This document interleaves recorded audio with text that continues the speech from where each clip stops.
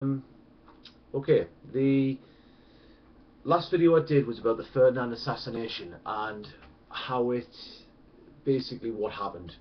And I touched on towards the end of the video when running out of time how that would lead to war. So really, if you want to know what happened in the Ferdinand assassination, watch the video on that. What basically happens is Danilo Ilic was caught and he spilled the beans, the fixer of the Black Hand gang, and this would allow everything to be traced back. Now in the prior video I told you that the arms had been supplied for the Black Hand by Ilic, but these were by way of Dragutin Dimitrevich, the B, Colonel Abbey, whatever you want to call him. Now, Austria-Hungary were furious, absolutely furious, and understandably so, about their heir to the throne being killed, right? So they want revenge. At the same point in time, Austria-Hungary wants to put Serbia firmly in their place. The Ferdinand assassination was not an official act by the Serbian government. It was a terrorist act by a terrorist group. Um, what basically happens from here is that the Austro-Hungarians will issue a 10-point ultimatum to Serbia of what they want to happen um, as a follow-up to the Ferdinand assassination.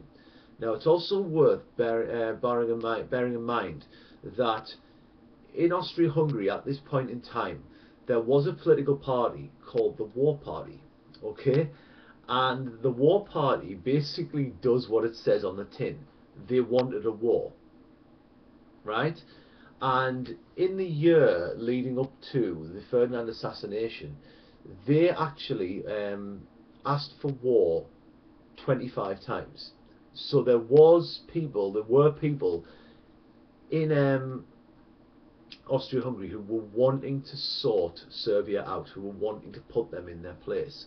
So this offers an opportunity to do that. Okay, now what you've got is the 10-point ultimatum was issued to Serbia from Austria-Hungary, and 9 of the 10 points within the 10-point ultimatum were accepted by Serbia.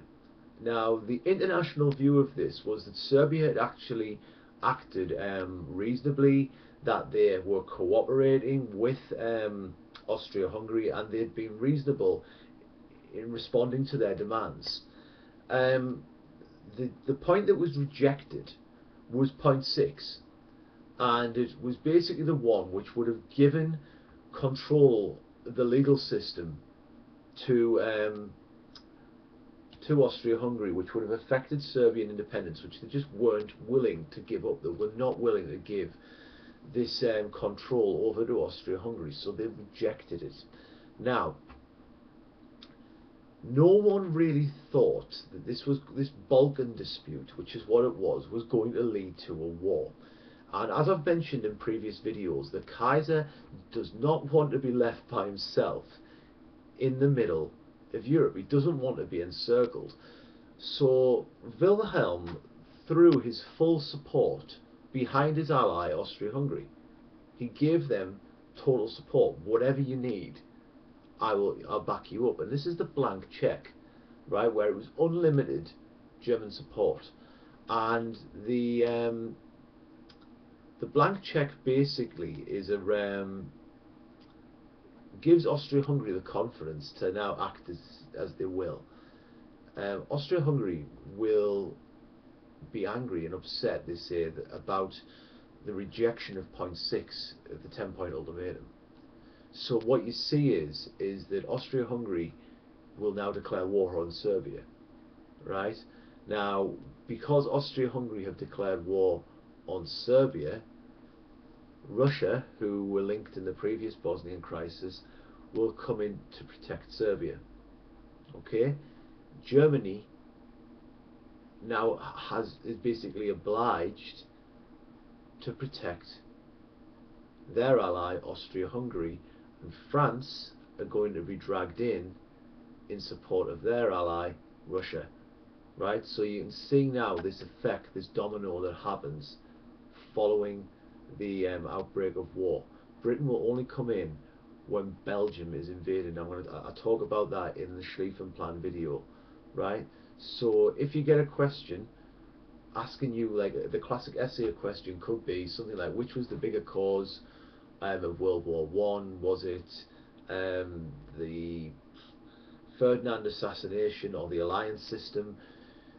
If that 10-mark bullet point essay comes up on an AQA paper, you are not being asked to give a full description or anything like that of the Ferdinand assassination.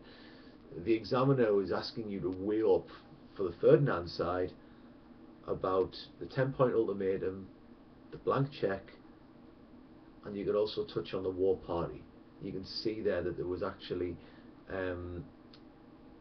support, agitation within Austria-Hungary to sort out Serbia long before the Ferdinand assassination took place, and perhaps this was just a convenient reason to now put Serbia in their place. They had the reason to do it, and they had the German backing.